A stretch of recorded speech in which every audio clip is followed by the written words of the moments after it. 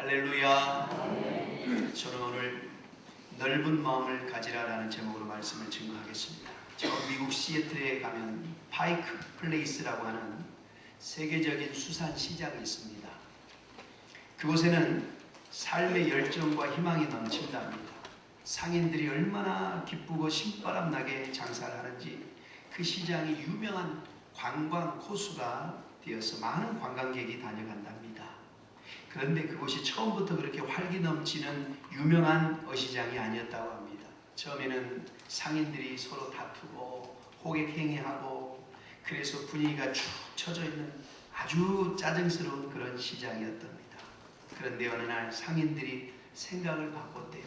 야, 우리가 어차피 여기서 평생 얼굴 맞대고 장사할 텐데 날마다 우리가 손으로 생선 만지고 다듬고 손님과 가격을 흥정하는 일을 하고 우리가 살아야 되는데 그러지 말고 어차피 우리가 하는 일인데 서로 이웃들끼리 사이좋게 지내고 호객행위하지 말고 짜증내지 말고 우리가 좀 신바람 나게 살아봅시다. 그래 상인들이 그렇게 마음을 먹고 진짜 그렇게 사는 거예요. 모두 기쁨으로 손님을 맞이하고 또 자기 집에서 또 사지 않고 옆집으로 가면 네 가세요. 그렇게 기쁨으로 생선을 다듬고 활기차게 일을 했대요. 그랬더니 너도 나도 이제는 사람들이 몰려오기 시작하는 거예요. 왜요? 그 시장에 그 상인들의 그 기쁨의 에너지, 열정의 에너지가 사람들에게 그대로 묻어지는 것이죠. 그래서 그 시장이 최고의 어시장이 되었고 거기에서 일하는 사람들이 모두 성공적인 삶을 살고 있다는 것입니다. 마음을 고치지 않을 때는 희망이 없었던 곳이 마음을 고치니까 희망이 넘치는 곳이 된 겁니다. 여러분 성공과 실패는 마음이 달려 있습니다. 내가 괴롭다라는 것은요 마음이 괴로운 거예요. 내가 즐겁다라는 것은 마음이 즐거운 거예요. 그래서 사도 바울이 그 짜릿한 로마 감옥에 갇혀 있으면서도 기뻐하라. 내가 다시 말하노니 기뻐하라. 자신 하나님께서 주신 그 은혜의 기쁨을 억누르지 못해서 그때 바울은요 그 감옥에서조차도 기쁜 마음을 유지할 수 있었다. 여러분 그러나 별장 같은 집에 살아도 마음이 괴로우면 괴로운 거예요. 사람이 성공하고 망하는 것도 마음에 달렸고 행복하고 불행한 것도 마음에 달려있는 겁니다. 그래서 잠언서 4장 24절 말씀에 무릇 지킬 만한 것보다 너의 마음을 지켜라. 생명의 근원이 이에서 남이니라. 죽고 사는 문제가 마음에 달렸다 이 말이죠. 여러분 우리의 마음 관리를 잘 해야 하는 것입니다. 누가 큰 인물입니까? 여러분 키가 크든 작든 마음이 큰 사람이 큰 인물입니다. 누가 훌륭한 사람이에요? 외모가 훌륭하면 훌륭합니까? 아니죠. 외모야 어떻든 마음이 훌륭한 사람이 훌륭한 사람이죠. 정말 중요한 것은 마음을 아름답고 크게 귀하게 가꾸는 것입니다. 오늘 여러분 본문 말씀을 한번 보세요. 너의 마음을 넓히라 이렇게 말씀합니다. 한번 따라 하시겠습니다. 내 마음을 넓혀라. 내 마음을 넓혀라. 내 마음을 넓혀라.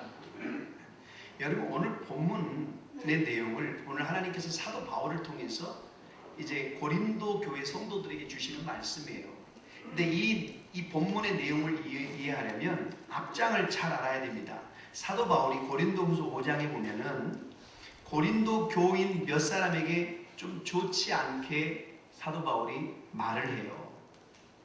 그러니까 여러분 사도 바울 같은 귀한 사도가 어디 있습니까? 그런데도 고린도 교인 몇 명이 아름답고 숭고하고 예수님 닮은 그 목회자 바울을 오해하고 좋지 않게 폄하했어요. 바울이 그것을 듣고 걱정을 해요. 그들이 그런 말을 자꾸 퍼뜨리면 교인들이 손해를 보게 되잖아요.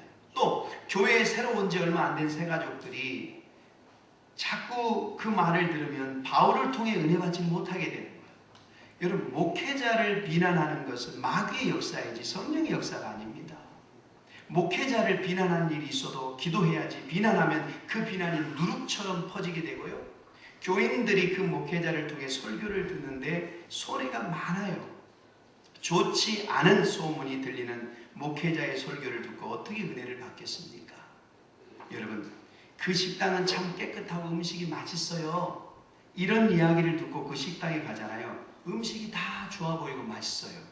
그런데 에이, 그 식당은 좀 지저분하고 맛이 별로예요. 이 말 듣고 가면 음식이 깨끗하게 잘 나와도 제대로 마음에 못 먹는 거예요. 좋은 교회, 건강한 교회는 아름다운 소문이 퍼지는 것임을 믿으시기 바랍니다. 그러니까 바울은 자기에 대해 좋지 않은 소문이 퍼지는 것을 그냥 두면 안 된다. 그래서 편지를 써요. 그러면서 고린도후서 5장에 우리를 스스로 자천하는 것이 아니라 너희를 위해 그들의 입을 막을 수 있는 자랑거리를 너희에게 주는 것이다. 우리가 미쳤어도 예수를 위해 미쳤고 우리가 온전해도 교회와 너희를 위해 하나님의 사랑으로 말미암아 이렇게 일하는데 왜 우리를 비방하는 걸 그냥 두느냐. 그들이 그런 말을 못하도록 막아라 그랬어요. 그런데 그것이 바울의 마음에 걸렸어요. 왜요? 고린도 교인들이 그 편지를 받고 그대로 그들에게 치받아 쳐버리면 여러분 왜 자꾸 바울 사도에 대해서 부정적인 얘기를 해? 하면서 교인들이 그들을 공격하면 어떻게 되겠어요? 그러니까 여러분 교회에서 왕따가 돼버리면 안 되잖아요. 그러니까 바울이 그렇게 편지를 써놓고도 그게 불편했던 거예요. 그래서 여러분 이단자나 사이비가 아니라면 그들도 결국 천국에 가게 될 텐데 바울에 대해 좋지 않게 말하는 사람들도 천국 갈 사람들이잖아요. 어차피 하나님의 자녀들이잖아요. 좀 부족할지라도. 그러나 그들이 교회에서 왕따 당하면 안타깝지 않아요? 그러니까 그들이 왕따를 당하기 전에 그들을 고치려고 바울이 지금 오늘 그 편지를 쓰는 거예요. 그게 오늘 본문의 내용입니다. 한번 읽어볼까요? 고린도후서 6장 11절, 12절 한번 다 같이 한번 읽어보겠습니다. 시작.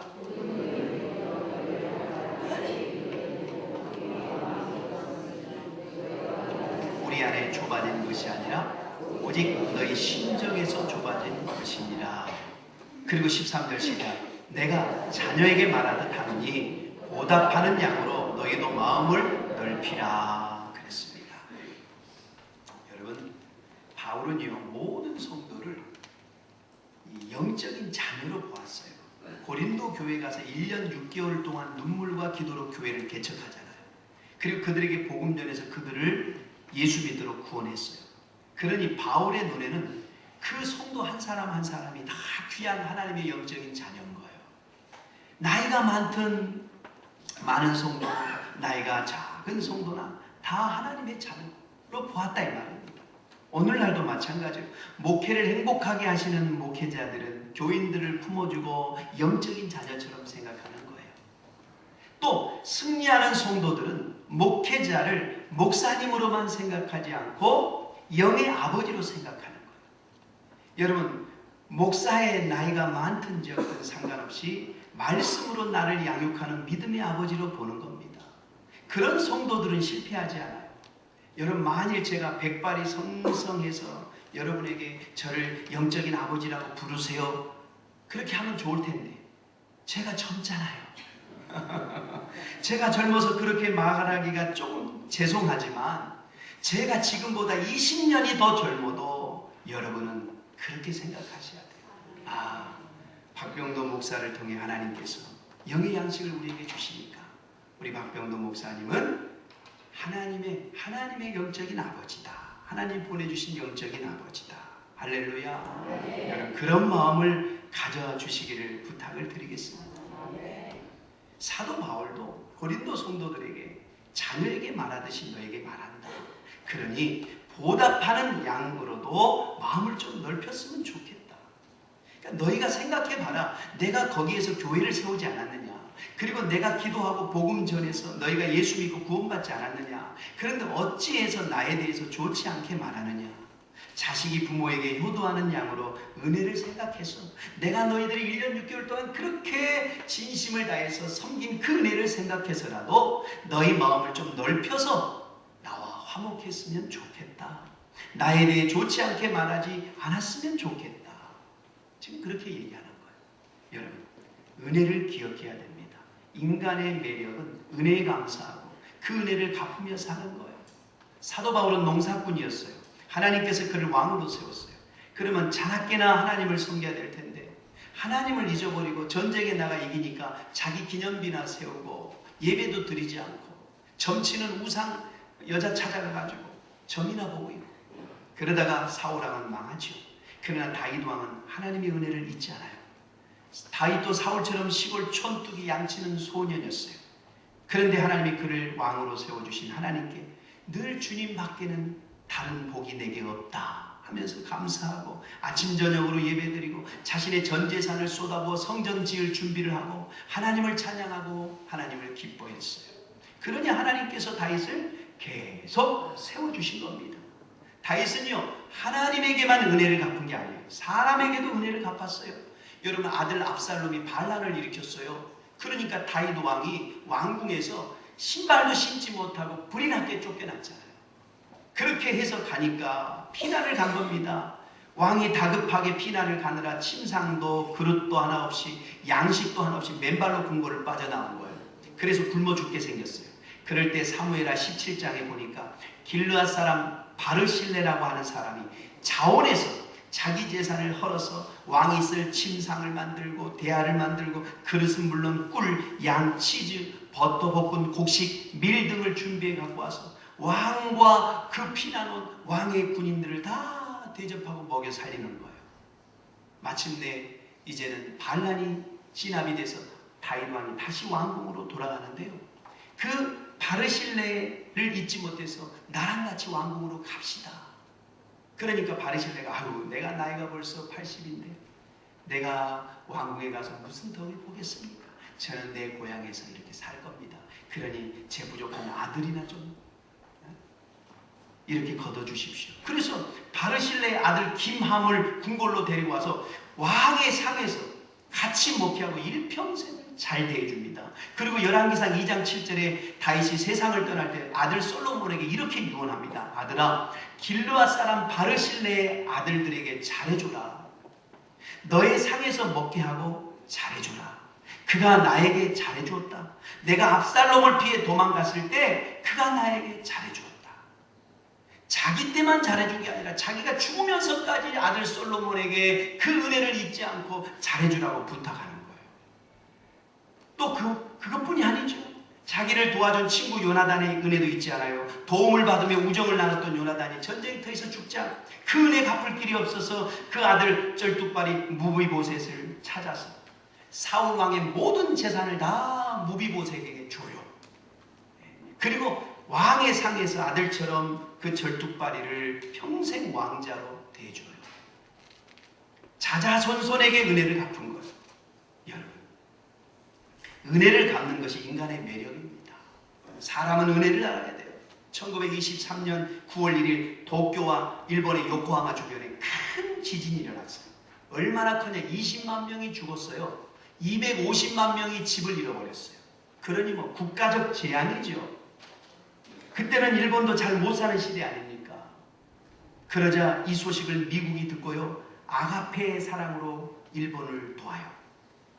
미국 국민들이 일본을 위해 양식과 구제품을 모아서 엄청나게 큰 배 150척, 여러분 150척의 그것들을 싣고 가서 일본을 살려냅니다. 그때 일본의 히로히토 왕이요. 미국 대통령과 국민 여러분 감사합니다. 감사합니다. 우리 일본은 미국의 고마움을 영원히 잊지 않을 것입니다. 그렇게 말하고 친필로도 썼어요.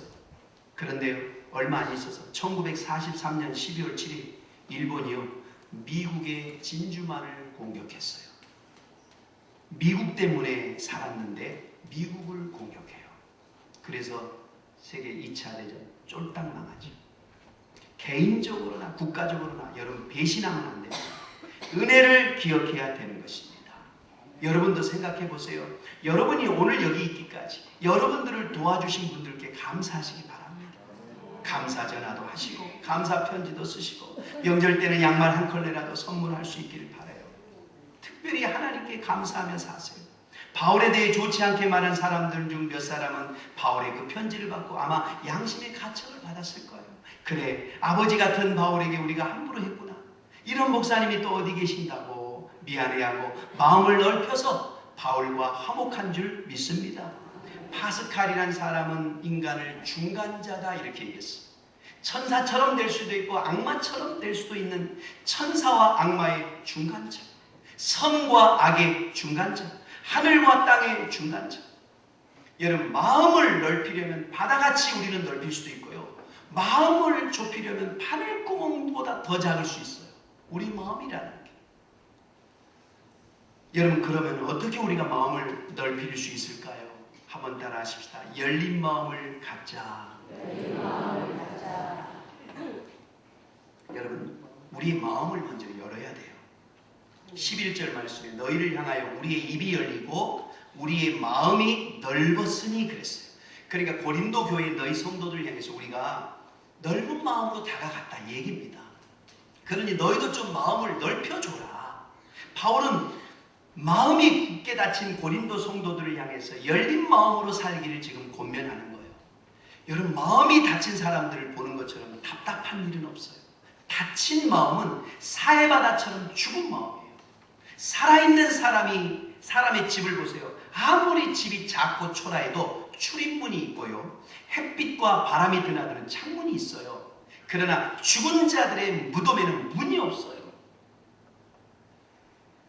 웅대한 경주의 신라 왕궁이나 이집트의 피라미드는 밖의 세계와 교통할 수 있는 문이 하나도 없어요.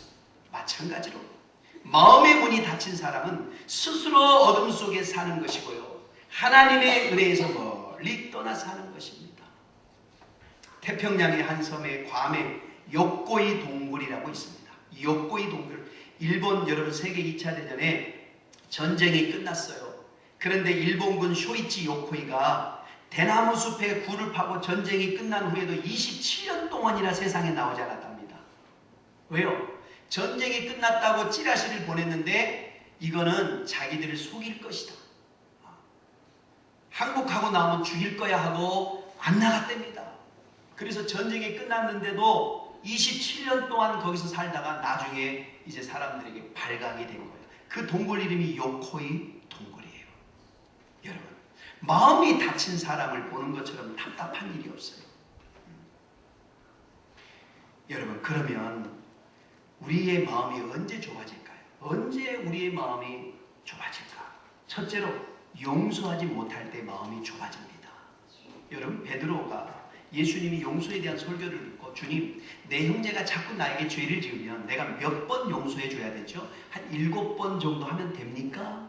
그때 우리 주님 뭐라 하죠? 70번씩 7번까지 용서해라 그랬어요. 곱하면 몇 번이죠? 490. 아유, 그렇죠. 490번. 490번. 네.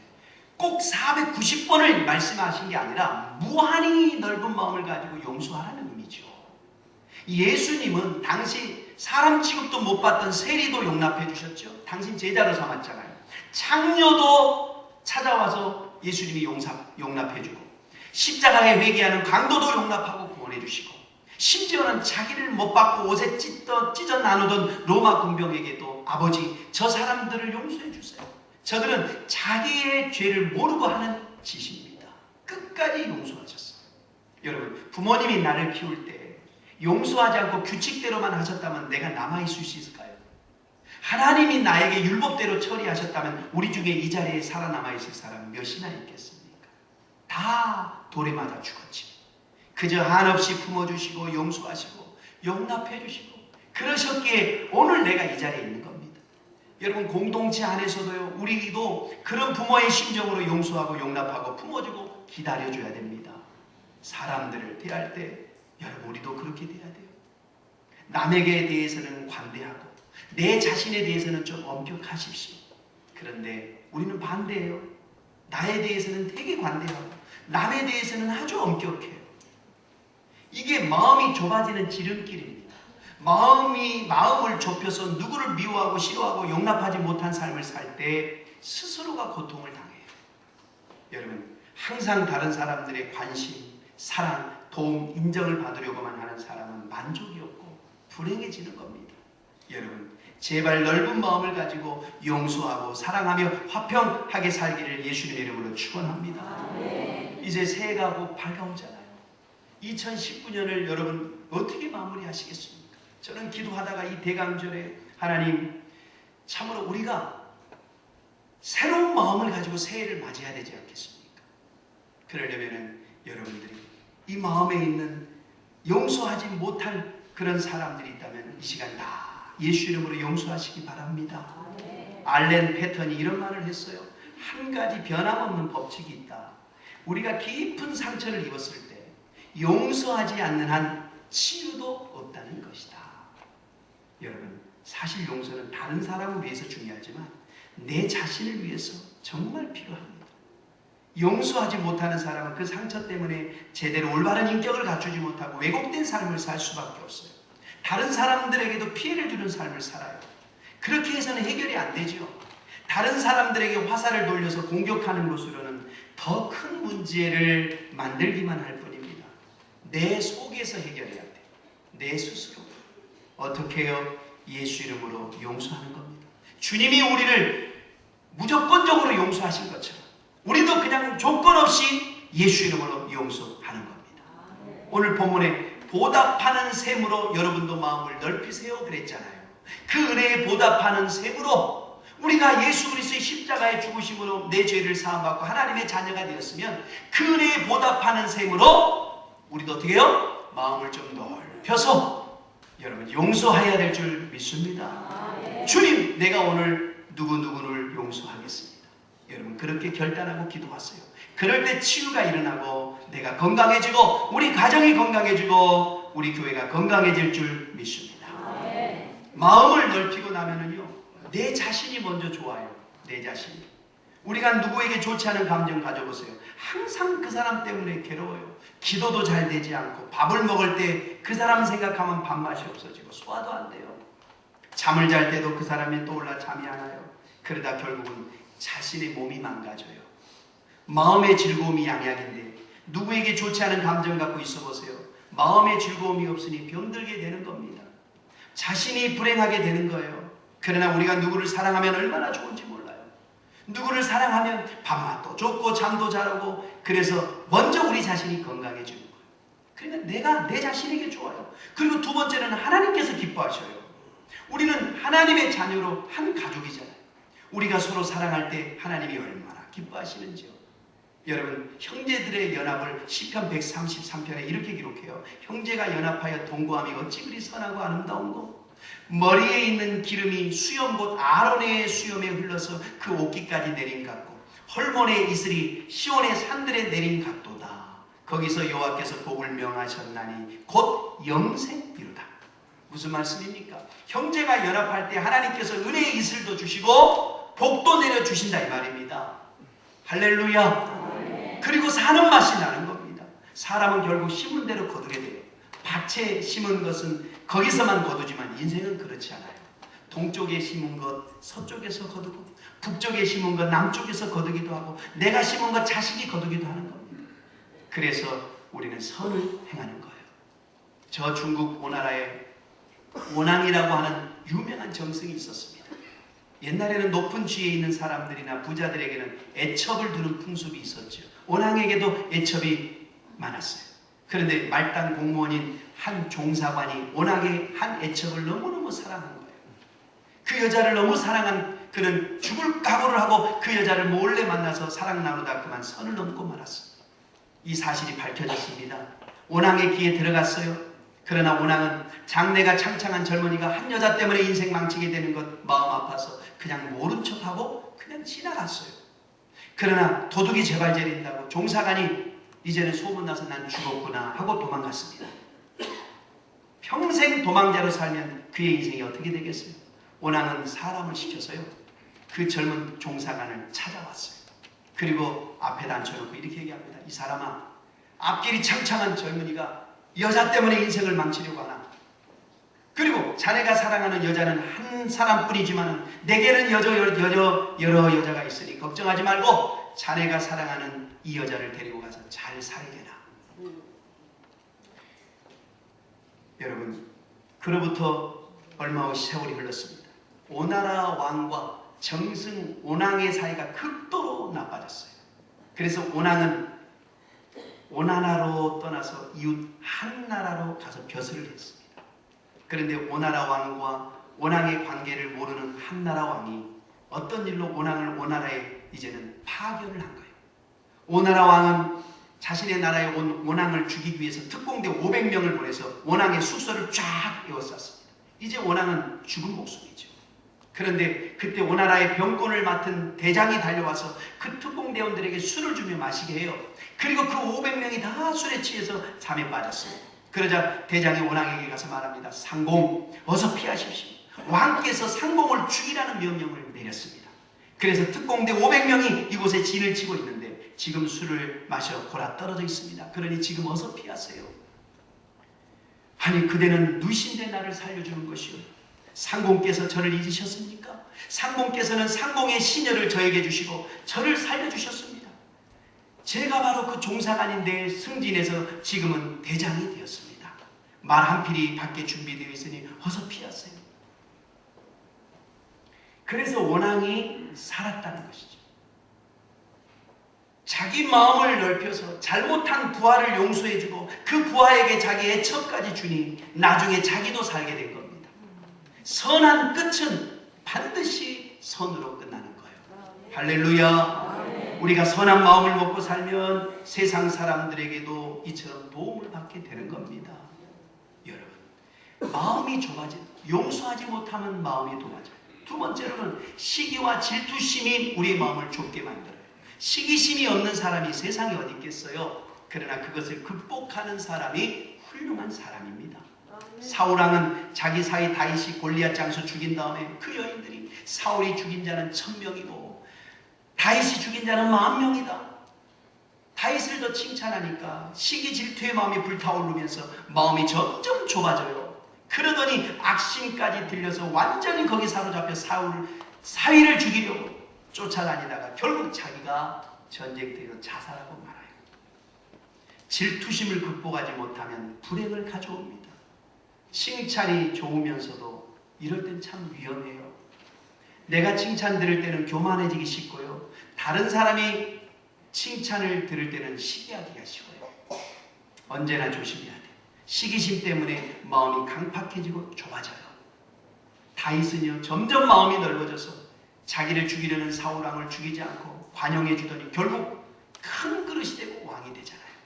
세례요한은 자기를 메시아로 여기고 따랐던 많은 사람들이 예수님께 돌아가는데도 시기하지 않고 저분은 흥해야 되고 나는 망해야 된다. 하나님의 뜻에 자기를 굴복시켰어요. 그러자 예수님이 여인의 몸에서 난 자 중에 세례 요한보다 큰 자가 없다. 세례 요한을 우리 예수님이 칭찬하셨습니다. 민수기 11장에 26절에 보면 엘닷과 베닷이라고 하는 사람이 회막에서 막 성령을 받고 예언을 해요. 근데 그 당시 지도자는 모세잖아요. 그러니까 어느 소년이 이걸 여호수아에게 얘기를 해요. 그 여호수아가 모세를 찾아가서 모세여 금하소서, 저것들이 예언하지 못하도록 금하소서. 그러자 모세가 이렇게 얘기합니다. 네가 나를 위하여 시기하느냐? 여호와께서 그 신을 그 모든 백성에게 주사 선지자가 되게 하기를 나는 원한다. 나는 저 두 사람뿐만 아니라 다른 모든 백성들도 저렇게 성령 받아서 신령하게 예언을 했으면 좋겠다. 그게 내 마음이다. 모세가 이런 넓은 지도자예요. 여러분, 얼마나 마음이 넓습니까? 위대한 지도자답지요. 항상 하나님의 뜻을 먼저 생각하고 다른 사람과 비교하지 말고 내게 주신 달란트대로 최선을 다하면 하나님이 칭찬하시고 상을 주십니다. 할렐루야. 시기 질투심으로 우리도 마음을 좁히기 시작하면 한없이 좁아져서 밴댕이 뭐요? 밴댕이 소갈딱. 어쩜 그렇게 표현도 우리나라 말은 참, 우리나라 그 말이 발음이요 세계 1위랍니다. 못하는 발음이 없답니다. 우리는요 총으로 어떤 중국 사람 전 세계 사람들이 모여서 회의하다가 총소리를 누가 제일 잘 내나 시합해야 됩니다. 근데 미국이 당당당, 중국도 땡땡땡, 우리 한국 사람들이 땅땅땅 하면 이겼대. 발음이 정확해요. 총소리를 정확하게 발음내는 나라는 우리나라밖에 없어요. 여러분 미국 사람들 우리 오리 어떻게 울죠? 꽥꽥꽥 정확하죠? 미국 사람들이요 와와와 발음이, 우리 한국 사람들 진짜 발음 좋아요. 뭔 얘기하다 지금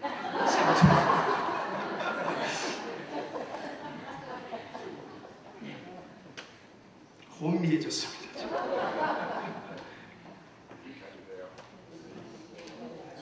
밴댕이 소갈딱지. 밴댕이 소갈딱지가 되면 안 됩니다. 마음을 넓히세요. 세 번째로요, 이기심이 가득하면 마음이 좋아져요. 이기심. 사람이 이기심에 사로잡혀서 자기 이익만 생각하고 자기 중심으로 살면 점점 마음이 좁아지고 자기만 아는 인생이 돼요. 여러분, 이런 이기주의자들은 언제나 불안해요. 그래서 불행하게 살아요. 다른 사람을 볼 때 모두 자기를 해치려는 사람으로만 보이고요, 자기를 무시하는 것처럼 보이기 때문에 그래요. 서울에 저기 남서울 은혜교회라고 있습니다. 저 강남의 반포. 거기 홍종길 목사님이 아주 예전에 저 강남구 일원동에 장애인 미랄 학교를 세웠어요. 근데 그 동네 아파트 사람들이 들고 일어나서 난리가 났어요. 데모하고 반대하고. 왜요? 집값 떨어진다. 근데 그 놀라운 사실은 그 데모한 사람들 중에는요, 교회 다니는 사람들이 많았대요. 대부분이었대요. 더군다나 그 홍정길 목사님 교회 다니는 성도도 있었대요. 그러니까 홍 목사님이 너무 놀래가지고, 아니, 당신들은 기독교인들이잖아. 기독교인들은 장애인을 위한 학교, 미랄 학교 건축을 찬성해야 되는 거 아니에요? 그랬대요. 그랬더니 하는 말이, 목사님, 다른 곳에 지으면 우리가 후원금 많이 모아서 도와드릴 것을 약속합니다. 그러나 우리 동네에는 무슨 일이 있어도 미랄 학교 설립 안 됩니다. 그랬대요. 결국 미랄 학교는 그런 와중에도 그곳에 세워졌습니다. 왜냐? 가치 있는 일이고 꼭 필요한 일이라면 나에게 손해가 되어도 용납해야 하는 것이 사람이 할 일이고 기독교인이 할 일 아니겠습니까? 극한 이기주의가 이 사회와 심지어 교회까지 점령해 왔다 이 말입니다. 여러분, 이기심으로 사는 사람은 점점 마음이 좁아지고 불행해지지만, 남을 위한 이타심으로 사는 사람은 점점 마음이 넓어지고 기쁘고 행복하게 살게 되는 겁니다. 여러분, 받아 보기만 한 사람은 받는 게 제일 행복인 줄 알죠? 근데 줘본 사람은 줄 때 더 행복하다는 걸 알아요. 이건 순종해서 경험한 사람만이 알게 되는 행복입니다. 여러분, 우리 모두 용서하는 마음을 가지고 시기와 질투심을 버리고 이기심을 버리고 하나님의 은혜로 참으로 넓은 마음을 소유하시길 예수님의 이름으로 축원을 드립니다. 우리가 마음을 넓히려면 두 번째로 좁은 마음을 속히 버려야 해요. 12절을 보세요. 너희가 우리 안에 좁아진 것이 아니라 오직 너희 심정에서 좁아진 것이다 그랬어요. 그러니까 닫힌 마음을 열더라도 넓게 열어야 되는데 넓게 열지 못하면 좁은 마음으로 살게 된다 이 말입니다. 여러분, 어느 부흥 강사가 광주, 저 전라도 광주 연합 부흥성회를 인도하러 갔습니다. 터미널에서 고속버스를 타는데 차가 떠날 시간이 되었는데 떠나지를 못하고 저 뒤에서 소동이 일어난 거예요. 가만히 보니까 나 환자, 문둥병 환자가 탔어요. 근데 그 젊은 청년이 보니까 나 환자야. 그래서 나는 나 환자와 함께 앉아갈 수 없다. 자리를 바꿔줘라 그러는데 자리가 이미 다 만원이요. 자리를 바꿔줄 수가 없는 거예요. 결국 그 목사님이 그걸 보고 딱 해가지고, 청년, 나랑 자리 바꿉시다. 이리 와. 자네가 여기 앉아요. 그리고 목사님이 나 환자 옆에 딱 앉았어요. 그러니 옆에 앉은 나 환자는 너무 부끄러워서 차창밖만 쳐다보고 있는 거예요. 한참을 가는데 나 환자가 자기가 먹고 있던 찹쌀떡을 목사님에게 드려요. 목사님은 마음에 내키지 않지만은 기도하면서 주여 별일 없을 줄 믿습니다 하고 이제 하나를 받아서 먹었어요. 그 목사님이 맛있게 드시니까 이 사람이 떡을 하나 또 주는 거예요. 아유 참. 하나를 그래서 또 두 번째 손을 떨면서 주여 하고 먹었는데 그분이 하는 말이 그래요. 저는 음성 나 환자이기 때문에 겉모양은 흉해도 전염이 되지 않습니다. 광주에 도착해서 첫날 부흥 집회를 인도하는데 설교 전에 이제 특별 찬송하는 시간이 있었어요. 어느 한 청년이 올라가지고 찬양을 하는데 너무 은혜스러운 거예요. 그런데 그 청년을 이렇게 보니까 어디서 많이 본 것 같아. 잘 생각해 보니까 그 고속버스에서 나 환자 옆에 못 앉아가겠다고 고래고래 소리 질렀던 그 청년이었던 거예요. 그놈이었던 거예요. 저놈이 입술은 찬양은 잘하는데 마음이 영 문제인 거죠. 마음이. 여러분, 진정한 성도는요, 나만을 생각하는 마음이 그런 좁은 사람들이 아니라 좁은 마음은 여러분 돌짝박하고 가시떨기와 같은 마음이 되어서 좋은 씨가 뿌려도 온전한 열매를 맺지 못하는 거예요. 마음을 넓게 가져야 돼요. 사이판 섬에는 농사가 안 된답니다. 그 이유는 밑바닥에 깔려있는 석회석의 돌들 때문에. 그런데 스위스는 산악의 나라인데도 밭에는 경작이 잘 된대요. 왜요? 산악의 나라인데 조상 때부터 돌을 다 뽑아내서 개간을 했기 때문에. 여러분, 우리들도 마음의 돌들을 주워내고 자꾸 끄집어내고 버리고 마음의 가시덤불을 뽑아내서 좁은 마음을 벗어버리고 멀리 보며 밝게 사는 그런 삶을 살아야 될 줄 믿습니다.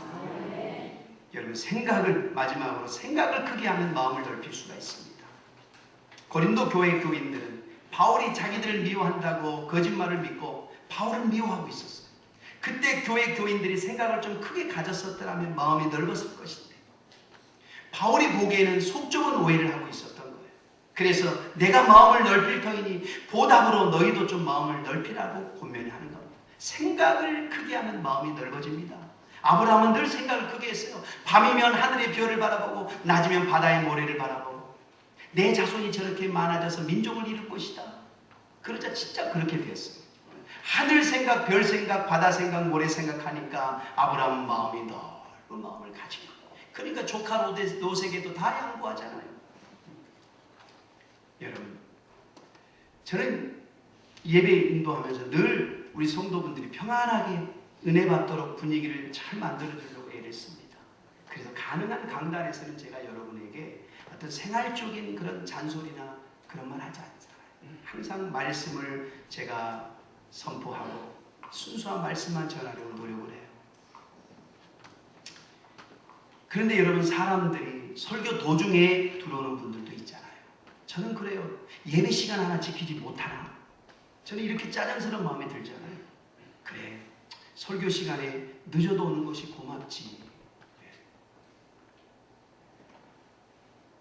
조는 분들도 있죠. 보면은 여기 앉아 여기 서 있으면 다 보입니다. 다 보여요. 뭐 안 보일 수도 없지요. 제가 뭐 맹인도 아니고. 그런데 저는요, 야, 예배 시간에 정신 상태가 틀렸다. 어떻게 하나님께 예배 드리는데 설교 시간에 졸지? 이런 생각이 들지 않아요. 저렇게 졸린데도 오셨네. 나 같으면 집에서 쉴 텐데. 너무 고맙다. 저 피곤한 육체를 이끌고 와서 이렇게 예배 드리려고 하는 저 마음이 참 고맙다. 그래도 하나님이 저분 마음에 뭔가 하나라도 은혜를 주시겠지. 그렇잖아요, 여러분. 처음부터 끝까지 설교를 다 들어야만 꼭 은혜가 있는 건 아니거든요. 잠깐 졸다가 순간 딱 정신 차렸는데 거기에 확 박히는 또 말씀이 있어요. 네. 그래서 아멘 하고 그 말씀 붙들고 가는 거거든요. 그러니까 이렇게 생각하면 마음이 넓어져요. 생각이 넓어야 마음이 넓어집니다. 아이들 데리고 와서 예배 분위기 망치는 어머니들도 있을 수 있어요. 그러면 속으로 그래요. 지 아이 하나 관리하지 못하나?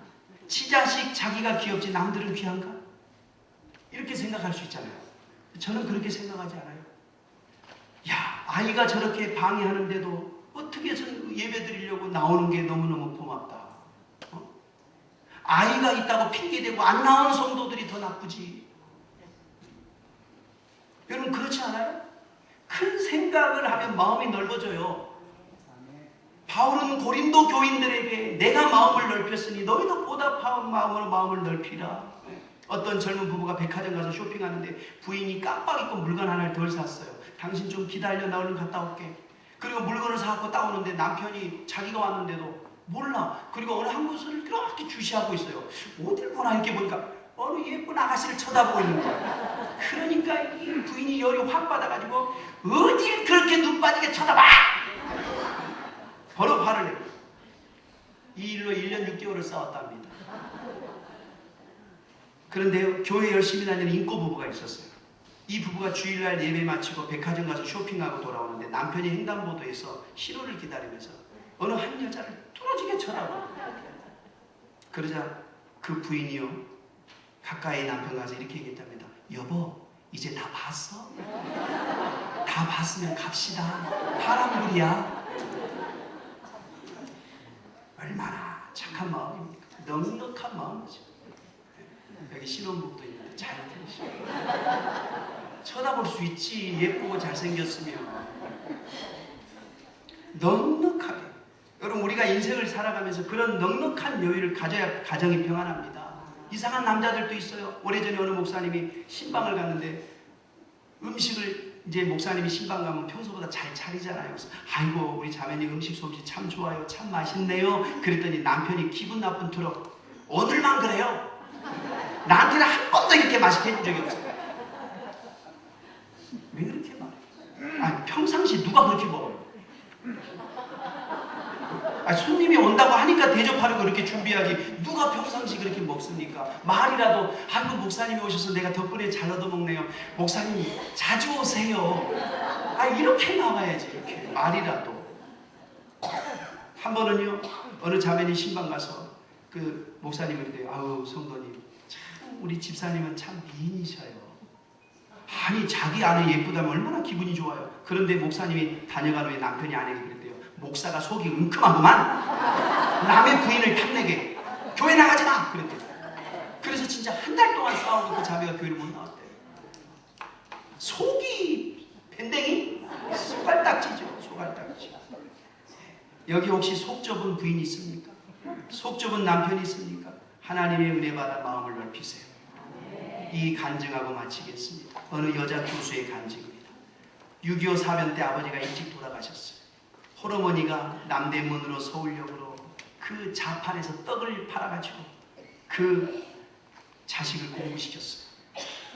이분이 대학원을 졸업하고 공부 잘하는 남편 만나 함께 외국 유학 갔다가 이제 두 부부가 이제는 대학 교수로 삶을 사는데 벌이가 좀 넉넉하니까 남편을 설득시켜 친정엄마를 이제 모시고 함께 살아요. 함께 살다가 어머니 생신이 되어서 생일잔치하면서 딸이 이렇게 물어요. 엄마는 소원이 뭐예요? 그때 잠잠히 딸아 나는 내가 다니는 교회에 같이 갔으면 소원이 없겠다. 아유 알았어요. 제가 어머니 다니는 교회 나갈게요. 그전에는 어머니 혼자 먼 길 버스 타고 왔다 갔다 했는데 딸이 교회 나오면서부터 자가용으로 어머니를 모시는 거예요. 첫날 그 권사님의 딸이 교회에 나왔다고 하니까 새가족부에서 이제 박수치면서 환영식을 해주는 거예요. 그리고 그 환영식을 딱 받고 이제 친교실에 이제 앉아 있는데 어느 한 분이 오더니 이제 대학 교수라니까 아이고 교수님 제 아들이 실력이 시원치 않아서 대학을 번번이 떨어지는데 좀 어떻게 좀 교수님 대학 좀 들어갈 수 있는 방법 없을까요? 그냥 물어보는 거예요. 그러니까 이제 쑥덕쑥덕 하니까 또 옆에 있는 여집사님들끼리 얘기하는 소리가 들려요. 아유 저것은 새로 와가지고 교수랍시고 너무 설쳐. 자기는 가만히 있었는데 그냥. 그리고 또 건너방에 남전도에 무슨 회의를 하는데 혼자 해먹으라고요! 그래서 막 또 삿대질하고 싸우는 소리가 들려요. 그것을 보고 이분이 이 교회 두 번 다시 안 온다. 작심하고 어머니 강제로 끌다시피 해서 집으로 갔어요. 친정어머니가 눈치를 채고 뭔 일이 있었니? 그러자 자초지정을 얘기하면서 두 번 다시 교회에 안 가기로 나 결심했어요. 그러니까 어머니가 눈을 지그시 감더니 이렇게 말합니다. 얘야 나는 이날 평생 교회 다녔어도 하나님 한 분 좋아서 다녔기 때문에 다른 사람들의 불평하는 소리를 하나도 듣지 못했는데 너는 어쩌다가 그렇게 교회 와서 불평하는 소리만 들었니? 이 말에 대학 교수가 충격을 받은 것. 감사하면서 살기도 인생이 부족한데 너는 어찌해서 불평한 것만 봤냐? 자기는 대학원도 나오고 박사가 되었기에 속이 깊고 생각 있는 지성인으로 인생을 잡아왔는데 어머니 말을 듣고 자신이 얼마나 속 좁은 사람인가를 깨닫게 된 것이죠. 초등학교도 나오지 못한 어머니의 마음이 그렇게 넓고 깊은 줄 몰랐어요. 그렇구나. 우리 어머님이 수십 년 교회 다닌 것이 헛것이 아니었구나. 그 넓은 마음, 그 깊은 생각, 우리 아버지 전사하고 그 많은 세월 동안 한 번도 불평하지 않고 하나님께 감사하며 수십 년 청산과부로 나를 길러주셨거늘 내가 어찌 그를 몰랐던. 어머니를 보니까 어머니가 그렇게 위대해 보이는 거예요. 그리고 자신은 너무너무 왜소할 수가 없는 거예요. 너무 작은 자신을 본 거예요. 우리가 인생을 살아가면서 여러분 큰 사람이 누굽니까? 큰 마음을 가진 사람이에요. 지금까지 살아오면서 사소한 것 때문에 자기 자신이 왜소하게 보인 일이 있으십니까? 그러면 오늘로 끝내세요. 여러분 인생은 짧습니다. 넓은 마음 가지고 큰 사람으로 사시기 바랍니다.